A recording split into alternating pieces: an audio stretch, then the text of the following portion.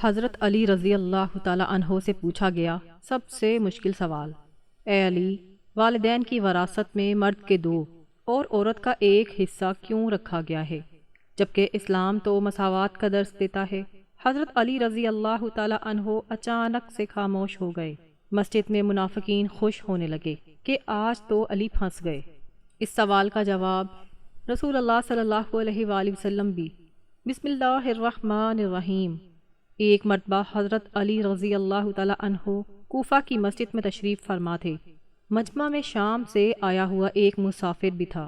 نہایت ادب سے کھڑا ہوا اور عرض کی، اے امیر المومنین، مجھے کچھ سوالات میں تشویش ہے۔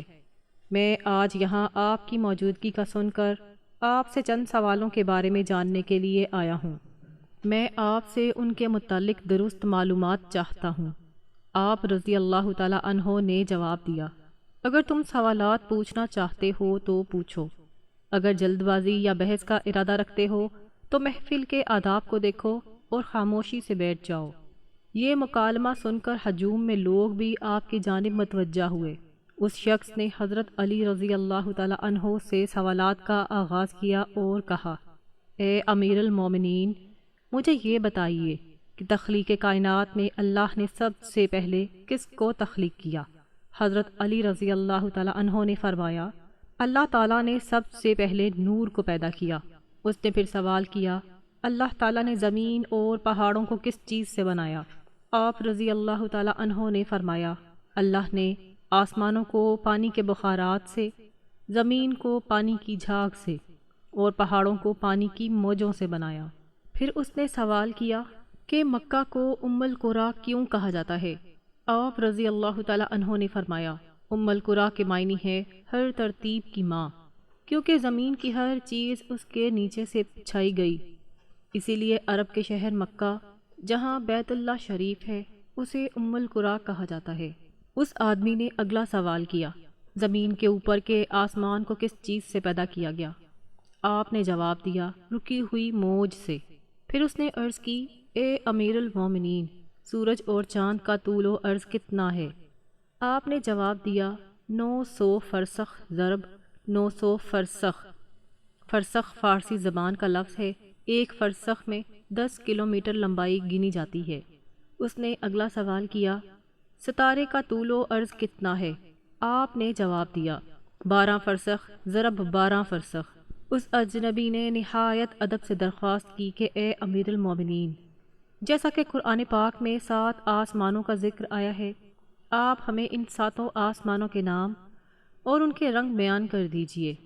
آپ رضی اللہ تعالی عنہ نے فرمایا، جو آسمان زمین کے اوپر ہے اس کا نام رقی ہے، اور وہ پانی، بخارات اور دھول سے بنا ہوا ہے۔ دوسرے آسمان کا نام کیدوم ہے اور اس کا رنگ تانبے جیسا ہے۔ تیسرے آسمان کا نام معروم ہے اور اس میں ملے جلے رنگ ہیں۔ چوتھے آسمان کا نام ارفلون ہے اور اس کی رنگت چاندنی جیسی ہے۔ پانچویں آسمان کا نام حیون ہے اور اس کی رنگت سونے جیسی ہے۔ چھٹے آسمان کا نام عروس ہے اور وہ سبز یاقوت کا بنا ہوا ہے۔ ساتویں آسمان کا نام اجمع ہے اور یہ سفید موتیوں سے بنا ہوا ہے۔ اس آدمی نے اگلا سوال کیا، اے علی رضی اللہ تعالی عنہ، بتائیں بیل وہ واحد جانور ہے جس نے آسمان کی طرف اپنا سر نہیں اٹھایا، ایسا کیوں ہے؟ آپ رضی اللہ تعالی عنہ نے جواب دیا، جب سے قوم بنی اسرائیل نے بچھڑے کی پوجا کی تھی تب سے بیل شرم کے مارے آسمان کی طرف سر نہیں اٹھاتا۔ بچڑا ایک سنہری رنگ کا پتھر یا بچڑا تھا جسے موسیٰ علیہ السلام کے دور میں سامری جادوگر نے اپنی جادوئی مہارت سے بولنے اور حرکت کرنے کی طاقت دی، اور موسیٰ علیہ السلام کی غیر موجودگی میں بنی اسرائیل نے اس بچڑے کی پوجا کی تھی۔ مجمع میں موجود تمام لوگ حضرت علی رضی اللہ تعالی عنہ کی حاضر جوابی اور علمی قابلیت سے بے حد متاثر ہو رہے تھے۔ شام سے آئے ہوئے مسافر نے اگلا سوال پوچھا، اے امیر المومنین، وہ کون سے نبی تھے جنہوں نے ایک ہی وقت میں 2 بہنوں سے شادی کی تھی؟ آپ رضی اللہ تعالی عنہ فرمانے لگے، وہ حضرت یعقوب بن اسحاق علیہ السلام تھے۔ انہوں نے ایک ہی دن ایک ہی وقت میں 2 سگی بہنوں سے نکاح کیا تھا۔ لیکن اس کے بعد اللہ نے بیک وقت 2 بہنوں سے نکاح کو اسلام میں حرام قرار دے دیا۔ اس آدمی نے اگلا سوال پوچھا، مد و جزر کیا ہے؟ آپ نے جواب دیا، اللہ نے سمندروں پر ایک فرشتہ مقرر کر رکھا ہے، جب وہ سمندر کے پانی میں اپنا پاؤں رکھتا ہے تو مد پیدا ہوتا ہے، اور جب نکالتا ہے تو جزر پیدا ہوتا ہے۔ مد و جزر سمندر کے پانی کے خود بخود بلند ہونے اور کم ہونے کے عمل کو کہتے ہیں۔ اس آدمی نے اگلا سوال کیا، یہ بتائیں کہ جنات کا باپ کون ہے اور اللہ نے جنات کی طرف کس نبی کو مبعوث کیا تھا؟ حضرت علی رضی اللہ تعالی عنہ نے فرمایا، جنات کا جد امجد کا نام شومان ہے، اور اسے اللہ نے آگ کے شعلے سے پیدا کیا تھا، اور اللہ نے جنات کی طرف ایک نبی کو مبعوث فرمایا تھا جن کا اسم گرامی یوسف تھا، جنہوں نے جنات کو اللہ پاک کی عبادت کی دعوت دی، لیکن انہوں نے اسی نبی کو قتل کر دیا۔ اس شخص نے دوبارہ دریافت کیا، ابلیس کا آسمان میں کیا نام تھا؟ حضرت علی رضی اللہ تعالی عنہ نے جواب دیا، حارث۔ پھر اس نے پوچھا کہ آدم علیہ السلام کا نام آدم کیوں رکھا گیا اور انہوں نے کتنی عمر پائی؟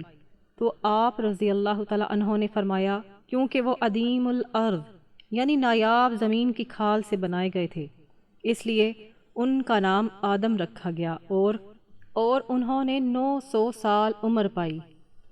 اس نے سوال کیا، وراثت میں مرد کے 2 جبکہ عورت کا 1 حصہ رکھا گیا ہے، جبکہ اسلام تو مساوات کا حکم دیتا ہے؟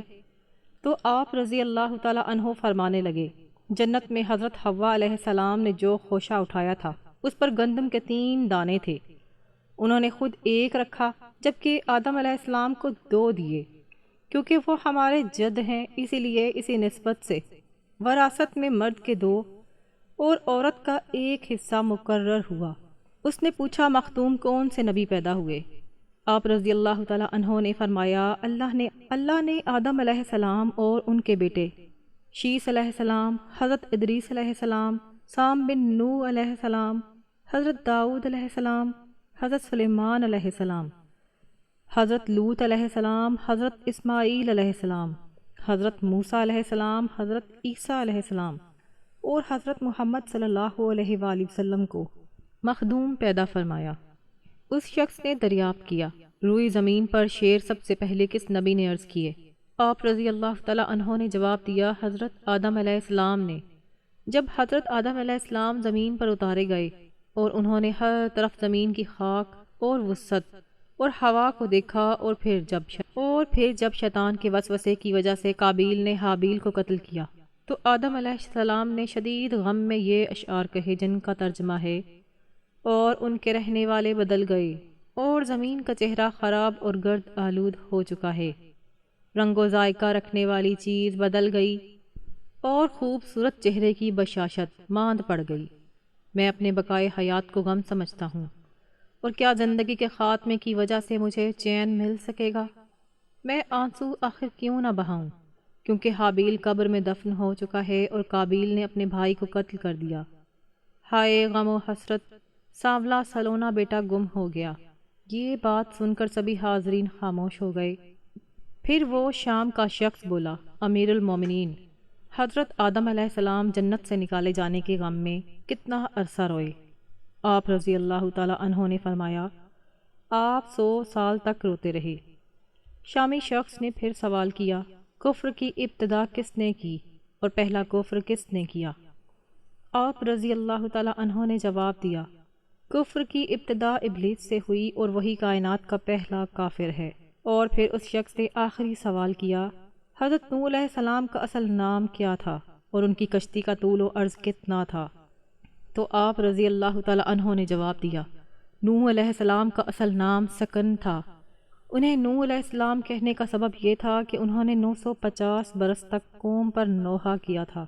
ان کی کشتی کا طول 800 ہاتھ اور عرض 500 ہاتھ، اور سطح زمین سے اس کی بلندی 80 ہاتھ۔ ایک مرتبہ ابو طالب کی اپنے بیٹے حضرت علی رضی اللہ تعالی عنہ پر نظر پڑی، دیکھا کہ وہ نبی صلی اللہ علیہ وآلہ وسلم کے پیچھے پوشیدہ طور پر نماز پڑھ رہے ہیں۔ یہ پہلا موقع تھا جب ابو طالب کو اپنے چھوٹے بیٹے کے بارے میں معلوم ہوا کہ وہ بھی محمد صلی اللہ علیہ وآلہ وسلم کے پیروکاروں میں شامل ہو چکا ہے اور ان کے دین و مذہب کو قبول کر چکا ہے اور قریش کے معبودوں سے خود کو بہت دور کر چکا ہے۔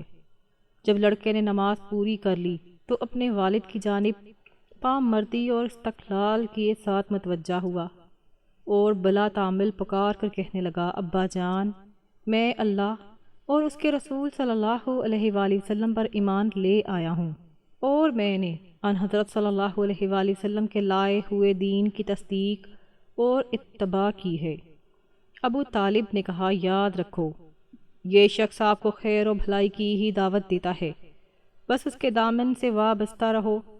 امیر المومنین علی بن ابی طالب پرانے اور بوسیدہ کپڑے پہنے شکستہ خستہ حال تھے اور ذکر و تسبیح میں مشغول تھے کہ ابو مریم جو کہ ایک غلام تھے حاضر خدمت ہوئے اور مؤدبانہ انداز میں دو زانوں پر بیٹھ کر عرض گزار ہوئے، یا امیر المومنین، میں آپ کے پاس اپنی ایک درخواست لے کر آیا ہوں۔ حضرت علی رضی اللہ تعالی عنہ نے دریافت فرمایا کہ اے ابو مریم، تمہاری کیا درخواست ہے؟ ابو مریم نے کہا کہ میری درخواست یہ ہے کہ آپ اپنے جسم سے یہ چادر اتار دیں، یہ بہت پرانی اور بوسیدہ ہے۔ حضرت علی بن ابی طالب کرم اللہ وجہہ نے چادر کا کونا اپنی آنکھوں پر رکھا اور زار و قطار رونے لگے۔ ابو مریم نے شرمسار ہو کر کہا، اے امیر المومنین، اگر مجھے پتا ہوتا کہ آپ کو میری اس بات سے تکلیف ہوگی تو میں آپ کو چادر اتارنے کا کبھی نہ کہتا۔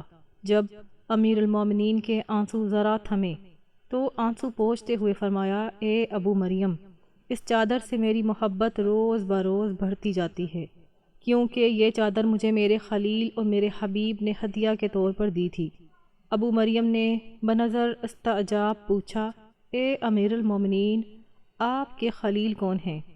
حضرت علی رضی اللہ تعالی عنہ نے فرمایا، میرے خلیل حضرت عمر بن خطاب ہیں۔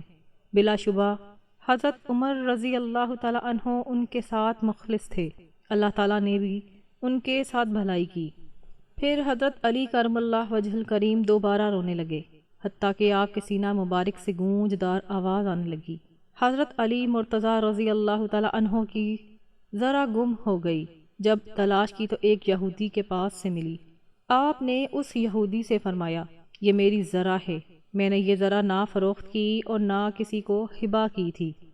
یہودی نے کہا، یہ میری ذرا ہے کیونکہ یہ میرے قبضے میں ہے۔ حضرت علی رضی اللہ تعالی عنہ نے فرمایا کہ چلو قاضی کے پاس چلتے ہیں۔ چنانچہ دونوں قاضی شریح کی عدالت میں گئے۔ شریح نے کہا کہ جی امیر المومنین، آپ کہیے، آپ کیا کہتے ہیں؟ حضرت علی رضی اللہ تعالی عنہ نے فرمایا کہ یہ ذرا جو اس یہودی کے پاس ہے میری ذرا ہے، میں نے یہ ذرا نہ بیچی ہے اور نہ کسی کو ہبہ کی ہے۔ شریح نے پھر اس یہودی سے کہا، ہاں تم کیا کہتے ہو؟ یہودی نے کہا کہ یہ میری ذرا ہے اور میرے قبضے میں ہے۔ پھر شریح نے حضرت علی رضی اللہ تعالی عنہ سے کہا کہ اے امیر المومنین، آپ کے پاس کوئی بینا ثبوت ہے؟ حضرت علی رضی اللہ تعالی عنہ نے فرمایا کہ جی ہاں، یہ کمبر یعنی حضرت علی رضی اللہ تعالی عنہ کا غلام اور حسن میرے گواہ ہیں کہ یہ ذرا میری ہے۔ شریح نے کہا کہ بیٹے کی گواہی باپ کے حق میں تو جائز نہیں ہے، لہٰذا فیصلہ یہ ہے کہ یہ ذرا اس یہودی ہی کی ہے۔ وہ یہودی اس فیصلے سے بے حد متاثر ہوا اور متعجب ہو کر کہنے لگا، امیر المومنین، خود مجھے اپنے قاضی کے پاس لے کر آئے اور ان کے قاضی نے بھی انہی کے خلاف فیصلہ سنا دیا۔ میں گواہی دیتا ہوں کہ یہ دین حق ہے، میں گواہی دیتا ہوں کہ اللہ کے سوا کوئی معبود نہیں، اور میں گواہی دیتا ہوں کہ محمد صلی اللہ علیہ وآلہ وسلم اللہ کے رسول ہیں۔ اے امیر المومنین، یہ ذرا آپ ہی کی ہے، لے لیجئے۔ امیر المومنین حضرت علی رضی اللہ تعالی عنہ کی زندگی کا آخری سال تھا کہ ایک دن آپ نماز ادا کرنے کے بعد ممبر پر بیٹھ گئے۔ آپ نے خطبہ پڑھا اور لوگوں کو وعظ و نصیحت کرنے لگے۔ پھر فرمایا، اے لوگو، دوسرے لوگوں کی طرح مجھے بھی ان قریب اس دنیا سے رخصت ہونا ہے، بس مجھ سے وہ باتیں پوچھ لو جو تم نہیں جانتے تاکہ تمہاری معلومات میں اضافہ ہو۔ مجلس میں چند لمحے خاموشی رہی، پھر ایک کوفی نوجوان اپنی جگہ سے اٹھا اور کہنے لگا، اے علی، اب جب کہ آپ ہر چیز جانتے ہیں تو مجھے بتائیں کہ میری داڑھی میں کتنے بال ہیں؟ حضرت علی رضی اللہ تعالی عنہ مسکرائے، لیکن ابھی آپ نے کوئی بات شروع نہ کی تھی کہ مجلس کی خاموشی ٹوٹ گئی اور ہر طرف سے چہمگوئیوں کی آواز آنے لگی۔ سب نے اپنی گردنیں بلند کیں اور سوال کرنے والے کو دیکھنے لگے اور انتظار کرنے لگے کہ آپ کیا جواب دیتے ہیں۔ حاضرین میں کچھ دشمن بھی موجود تھے، اس لیے کہنے لگے آج علی کوئی جواب نہ دے سکیں گے۔ ہر شخص کی داڑھی کے بالوں کی تعداد الگ الگ ہوتی ہے، اس لیے حضرت علی کو کیسے معلوم ہے کہ اس کے بالوں کی تعداد کتنی ہے؟ چند لمحوں کے بعد حضرت علی رضی اللہ تعالی عنہ نے حاضرین سے پوچھا، اس سوال کا درست جواب کون جانتا ہے؟ حاضرین میں سے کوئی شخص جواب دینے کے لیے تیار نہ ہوا اور مجلس میں چند لمحے خاموشی رہی۔ حضرت علی رضی اللہ تعالی عنہ کی خدمت میں کمبر نامی ایک آزاد کردہ غلام رہتا تھا، جو مکتب علی کا تربیت یافتہ، آپ کا خدمت گزار اور جانثار تھا۔ سب لوگ کمبر کو جانتے تھے۔ جب بھی حضرت علی مسجد سے نکلتے تو کمبر آپ کے ہمراہ رہتا۔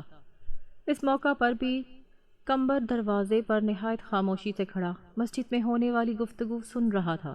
جب مجلس سے کوئی شخص جواب دینے کے لیے نہیں اٹھا تو حضرت علی نے کمبر کو آواز دی اور کہا، آؤ اور اس شخص کو جواب دو۔ کمبر نے سوال کرنے والے کوفی نوجوان سے کہا، اگر تم لوگوں کے بدخواہ نہیں ہو اور سچے ہو تو اس بات کی تصدیق کرو کہ اس سوال سے تمہارا مقصد کیا ہے۔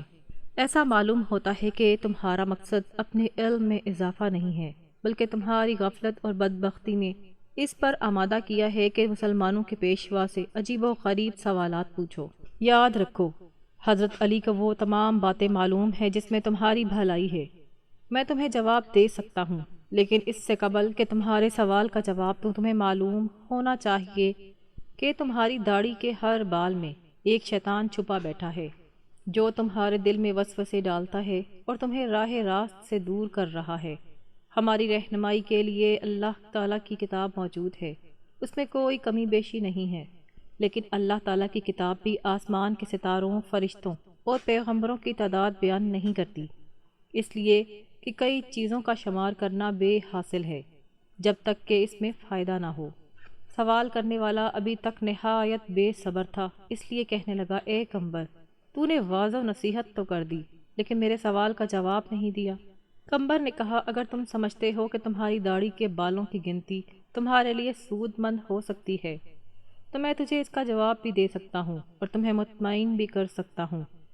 سوال کرنے والا جوان کہنے لگا، مجھے اس کا کوئی خاص فائدہ تو معلوم نہیں ہے، تاہم میں نے ایک سوال پوچھا ہے جس کا جواب جاننا چاہتا ہوں۔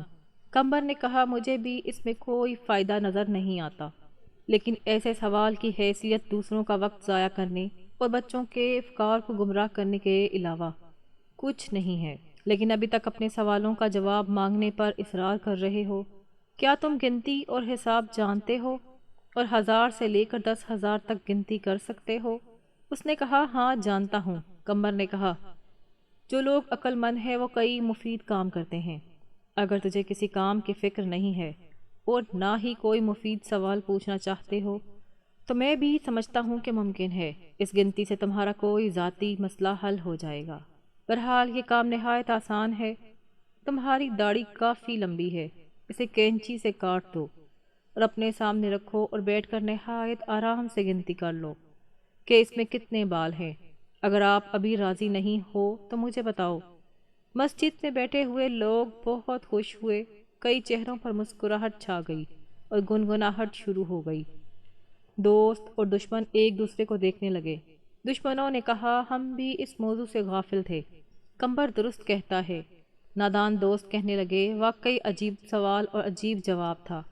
یہی وجہ تھی کہ حضرت علی رضی اللہ تعالی عنہ نے اس کے جواب کے لیے اپنے غلام کو حکم دیا۔ سوال پوچھنے والے نے شرمندگی سے کہا، اے کمبر، تو نے درست کہا ہے اور مجھے غفلت کے خواب سے بیدار کر دیا ہے اور راہ راست پر لے آیا ہے۔ اب میں اپنی داڑھی کے بالوں کی گنتی معلوم نہیں کرنا چاہتا۔ پہلے تو میں بھی خوش تھا کہ عجیب سوال پوچھ رہا ہوں، لیکن اب سمجھ گیا ہوں کہ کوئی عجیب اور بے حاصل مسئلہ پوچھنا ہنر مندی نہیں ہے۔ میں شیطانی وسوسوں سے اللہ تعالیٰ کی پناہ مانگتا ہوں۔ اس کے علاوہ اس امر سے زیادہ خوش ہوں کہ اگر سوال بیہودہ تھا لیکن جواب دینے والا عقل مند تھا۔ ناظرین، حضرت علی رضی اللہ تعالیٰ عنہ کی زندگی ہمیں یہ سبق دیتی ہے کہ علم، حکمت اور صبر ہی انسان کی اصل دولت ہے۔ آپ رضی اللہ تعالیٰ عنہ ہمیشہ لوگوں کو یہ سمجھاتے تھے کہ انسان کو فضول اور بے فائدہ باتوں میں وقت ضائع نہیں کرنا چاہیے، بلکہ ایسے سوالات اور ایسے کام کرنے چاہیے جو اس کے دین اور آخرت کے لیے فائدہ مند ہوں۔ حضرت علی رضی اللہ تعالیٰ عنہ کی پوری زندگی عدل، تقوی، سادگی اور اللہ کی رضا کی تلاش میں گزری۔ اسی لیے آج بھی آپ کا نام علم، بہادری اور انصاف کی علامت سمجھا جاتا ہے۔ اللہ تعالیٰ ہمیں بھی حضرت علی رضی اللہ تعالیٰ عنہ کی سیرت سے سبق لینے اور اپنی زندگی کو نیکی اور سچائی کے راستے پر چلانے کی توفیق عطا فرمائے۔ اے اللہ، ہمارے دلوں کو ایمان کی روشنی سے بھر دے اور ہمیں سچ بولنے اور حق پر قائم رہنے کی توفیق عطا فرما۔ اے رب کریم، جس طرح تو نے اپنے نیک بندوں کو علم اور حکمت عطا فرمائی، ہمیں بھی دین کی صحیح سمجھ نصیب فرما۔ یا اللہ، ہماری خطاؤں کو معاف فرما، ہمارے دلوں سے غرور اور نفرت کو دور کر دے اور ہمیں محبت، اخلاص اور صبر کی دولت عطا فرما۔ اے پروردگار، ہماری زندگی کو قرآن و سنت کے مطابق بنا دے اور ہمیں دنیا اور آخرت کی کامیابی عطا فرما۔ یا اللہ، امت مسلمہ کی تمام پریشانیوں کو آسانیوں میں بدل دے، بیماروں کو شفا عطا فرما اور ہمیں اپنی رحمت کے سائے میں ہمیشہ محفوظ رکھ۔ آمین یا رب العالمین۔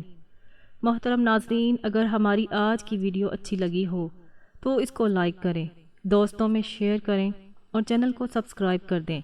اپنے رزق میں برکت، وسعت، کشادگی کے لیے اللہ تبارک و تعالیٰ کے 99 ناموں میں سے کوئی ایک نام کمنٹ باکس میں لکھ کر ضرور شیئر کریں۔